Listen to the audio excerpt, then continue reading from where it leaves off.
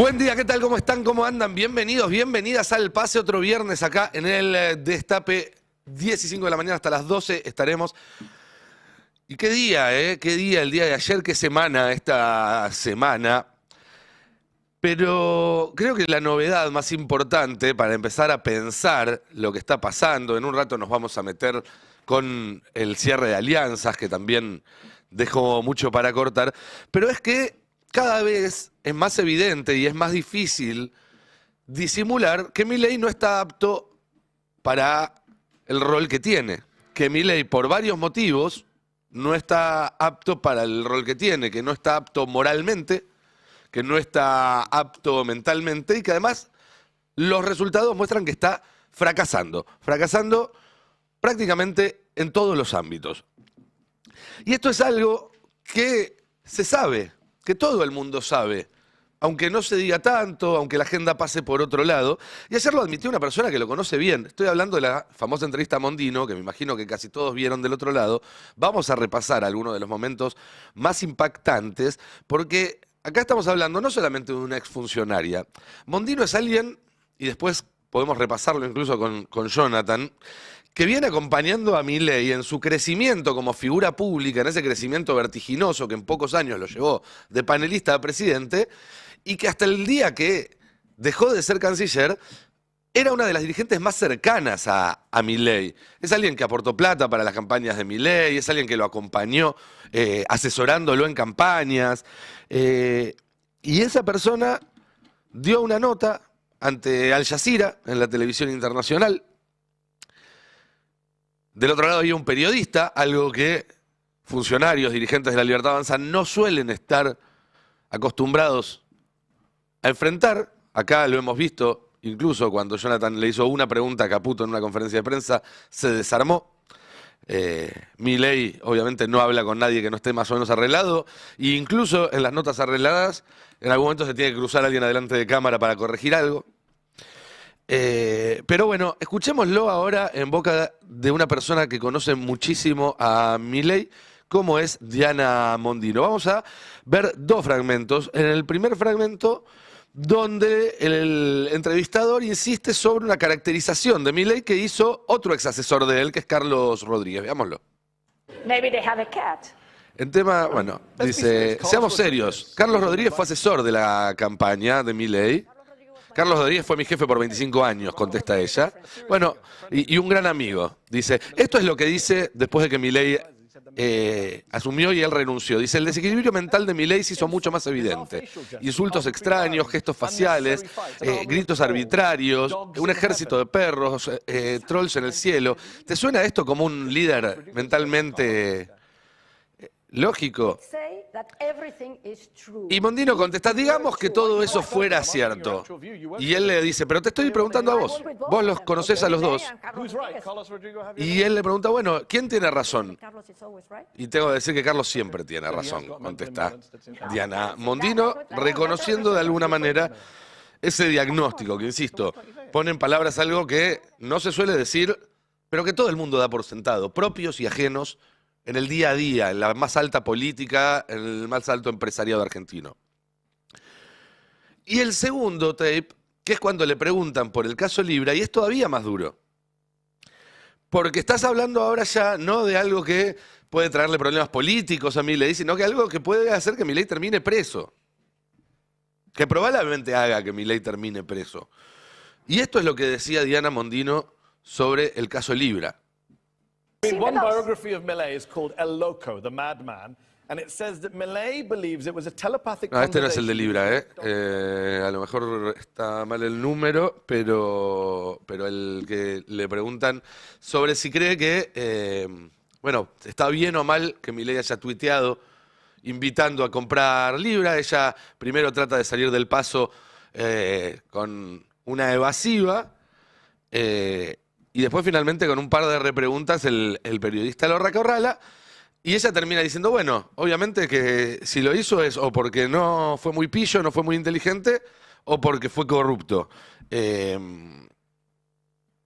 Básicamente entonces lo que está diciendo es que el caso de Libra es un escándalo y que el presidente cometió eso por tonto o por corrupto. Esto impactó muy fuerte en el gobierno, impactó muy fuerte. Avísenme si podemos seguir con el siguiente tape, que es el de Lilia, el número 7, porque ayer salieron varios periodistas de los que reciben WhatsApps del gobierno bueno, a hablar de Mondino, a decir que le van a hacer un juicio y demás. Sería gracioso que le hagan un juicio por eso, porque eso significaría que el juez tendría que preguntarle más detalles sobre esa declaración a Mondino y Mondino tendría que contar más de lo que sabe. Y seguramente sabe más. Pero también salió Lilia Lemoine, que es una de las voceras que mandan cuando quieren decir algo bien desde adentro del espacio de Milei y que salió a desmentirlo o a desestimar las acusaciones de Mondino de esta forma. En inglés no suena exactamente lo mismo que en castellano. Entiendo la connotación que quizás le quiso dar, pero siendo este el contexto electoral en el que estamos. Ahí, ¿podemos poner pausa un segundo? Porque dice, bueno, en inglés tiene una connotación distinta que en castellano. Es cierto, not very smart. Si uno lo traduce literalmente, es no muy inteligente. En inglés es una expresión común para decir que alguien es corto de luces. Digamos, es más grave en inglés que en castellano. Sigamos con lo de Lilia. Que Javier Milei quede como un corrupto, la oposición. Y el timing me hace pensar que no fue inocente del todo. Si ella no es que aseveró que el presidente es corrupto, pero el mismo presidente dijo, yo no debía haber publicado eso, la verdad, porque me traía demasiados problemas y no estaba al tanto de tal o tal cosa, lo dijo en su momento. La frase era, yo no lo publicité, no lo promocioné. No lo promocionó, ¿no? Lo que él compartió, de hecho, lo que él sigo insistiendo, lo que él compartió fue para que la gente se anote a participar de cuando se repartiera el dinero, Esto es no lisa y para que llanamente una compren. Pero bueno, diciendo que mide muy bien en Córdoba, que justo esta semana le hacen una entrevista de ese estilo en Estados Unidos. La verdad es que es prácticamente atentar contra el presidente. Y si fue un furcio, y si se equivocó, como lo quiso corregir después, no está a la altura del cargo que tenía, tampoco como dijeron muchos, y lo demuestra. A ver, me parece, está claro, está buscando hacer daño. Carlos Rodríguez es un tipo que yo no lo conocí mucho, pero sé que terminó muy resentido con el gobierno, y ella está aclarando, fue mi amigo 25 años. Bueno, porque tiene una relación bueno, pero entonces es una de toda la cuestión vida. personal, es una cuestión personal. Sí. Pero la verdad, decir que es cierto que tiene desequilibrios, o sea, convalidar eso, nadie en el gabinete lo dice, nadie se queja. Al contrario, un ambiente laboral bueno, no lo entiendo. Lo de nadie en el gabinete lo dice, vamos a ponerlo con pinzas. En todo caso no se lo dirán a ella, a otras personas sí. Lo del ambiente laboral bueno sí me pareció algo sobre lo que hay que detenerse, por lo menos un minuto, porque esta semana se completó la renuncia número 162 de un funcionario desde que empezó este gobierno. El informe lo viene llevando día a día el politólogo Pablo Salinas, que hace un trabajo extraordinario para ordenar un poco la información que da este gobierno. Tenemos ahí las placas con algunos detalles, pero estamos hablando, ¿sí?, de 162 funcionarios afuera en 605 días de gobierno, 2 por semana, uno cada menos de 4 días de gestión.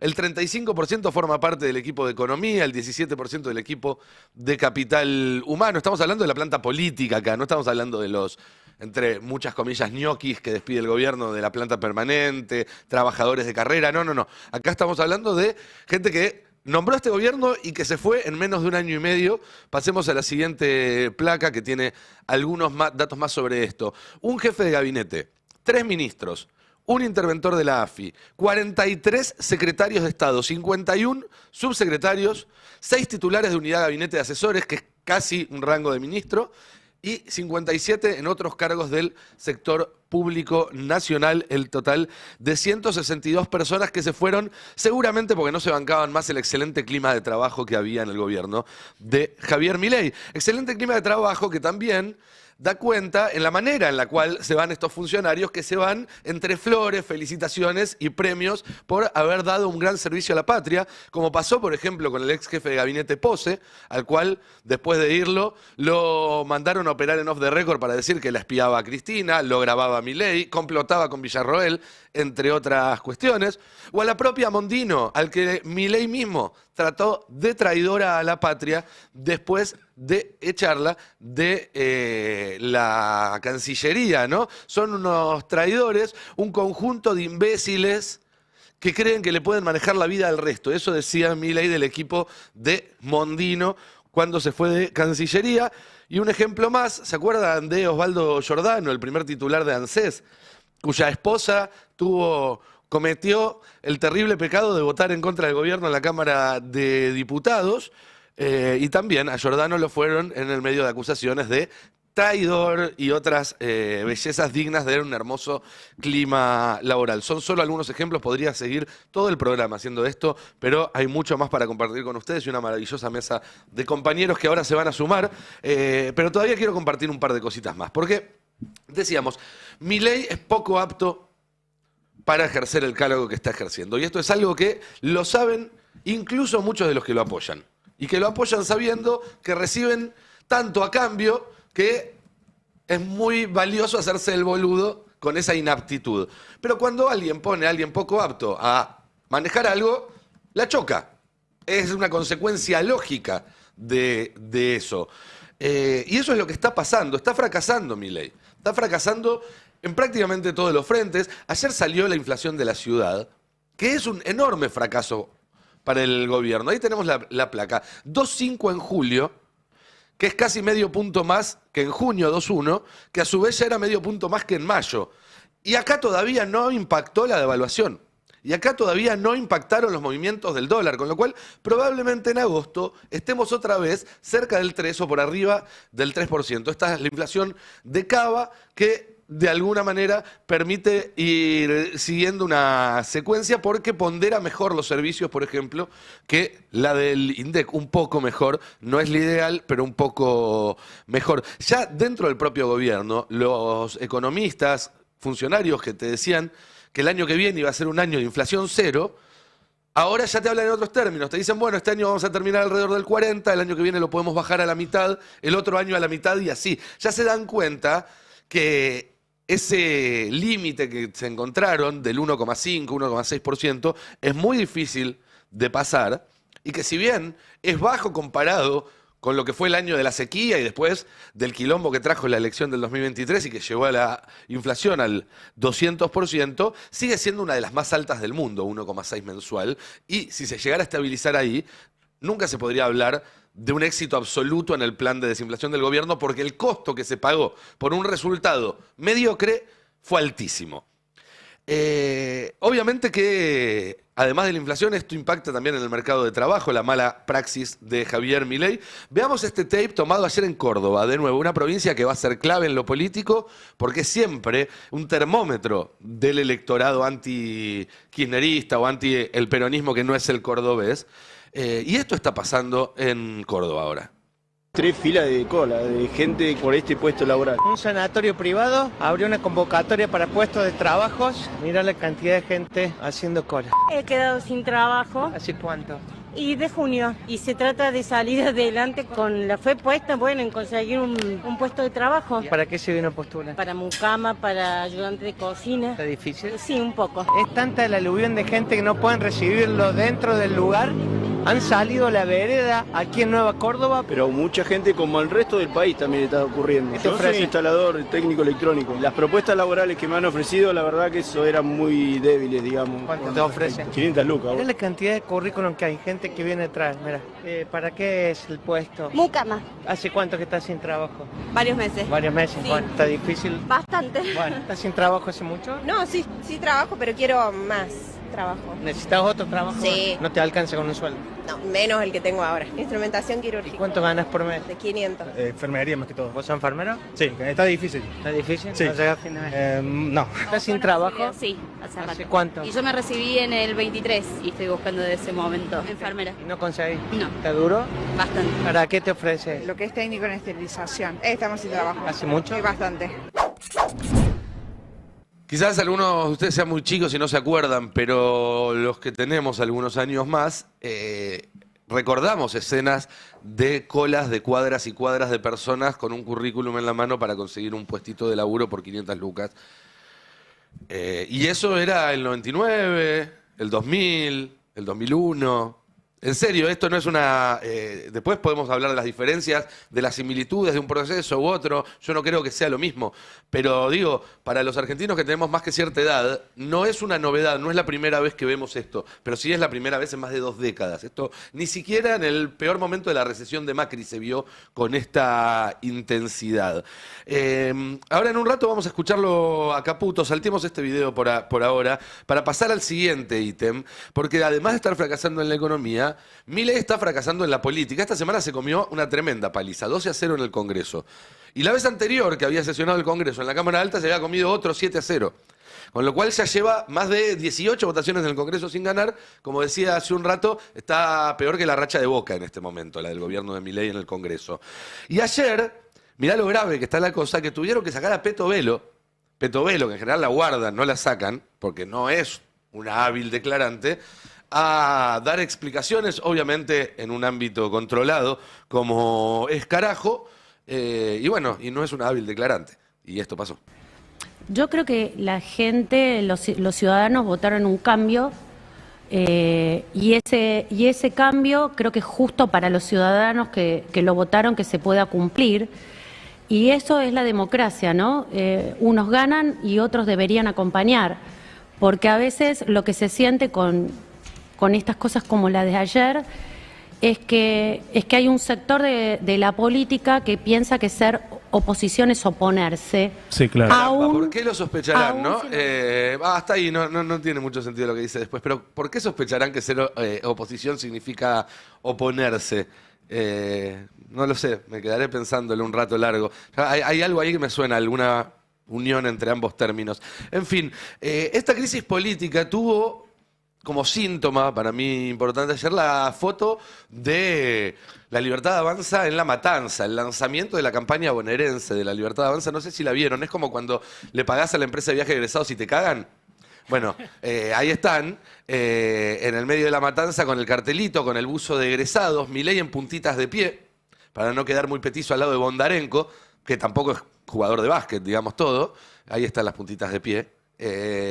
Pero esta foto es un síntoma también del enorme fracaso de la política de este gobierno. Porque esta foto lo que te está diciendo es, hablar de economía ya no nos rinde. Hablar de inseguridad ya no nos rinde. ¿Por qué? Porque nos mandamos una cagada y antes de que empiece la campaña ya encontraron a todos nuestros policías con los dedos marcados. Entonces, ¿qué hacemos? Bueno, apostemos al antiperonismo, apostemos al gorilismo, a lo de siempre, apostemos a la provocación y por eso ahí el nunca más. Esta foto es la foto de un fracaso antes de empezar. Y también, obviamente, esto se está viendo en la calle. Podemos ver algunas imágenes mientras comentamos esto de lo que fue ayer la enorme marcha de San Cayetano, inmensa marcha de San Cayetano. Un día antes también habíamos tenido marcha de jubilados, esta semana también marcha de discapacitados. Es prácticamente diario el conflicto y si salís de las 40 manzanas del centro de la Ciudad de Buenos Aires, todavía más, en las fábricas, en algunas rutas, en las provincias, en los municipios. En un rato vamos a ver más imágenes, vamos a escuchar más testimonios de eso, pero quiero ir redondeando mi idea para charlarlo con la mesa. El gobierno se está jugando un pleno en estas elecciones, en este contexto. Es ese jugador que viene perdiendo y le quedan un par de fichas y dice, me lo juego todo acá.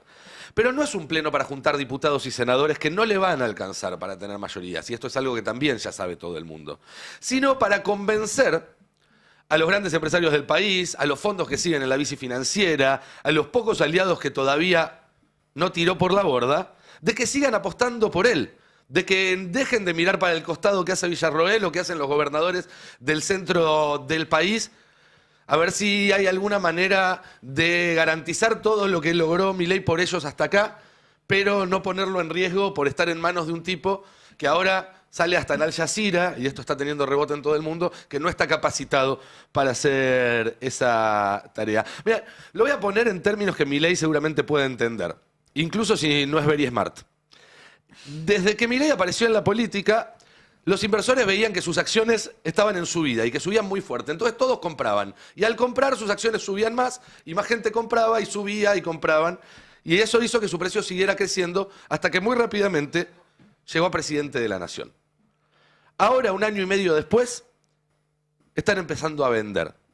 Están empezando a vender porque ven que su valor probablemente deje de subir y más probablemente empiece a bajar. Y en la medida que vendan, va a bajar más rápido ese precio, va a bajar más abruptamente y van a querer pasarse a otro activo, Villarroel, Yarlora, Nacho Torres, Frigerio, que tenga un mejor prospecto para su futuro. ¿Cuál es su futuro? Bueno, que todo lo que lograron este año y medio se pueda sostener y no venga un gobierno que dé marcha atrás sobre estos cambios. Voy a mostrar un gráfico que quizás les resulta familiar para que vean más o menos lo que acabo de explicar, a ver cómo sería. ¿Ven? Una cosa así. Lo verde, mira, y subiendo. Ahora estamos ahí en el puntito en el que todo está empezando a bajar. Y si a Milei no le va muy, pero muy, muy bien en las elecciones de septiembre y de octubre, lo que vamos a ver es un derrumbe como el que tuvo la criptomoneda Libra. En un rato voy a darles detalles nuevos, muy importantes, sobre el avance de la investigación de Libra. Quédense, pero antes quiero darle la bienvenida al maravilloso equipo que me acompaña hoy. Hola, Mati, Fero, Cande.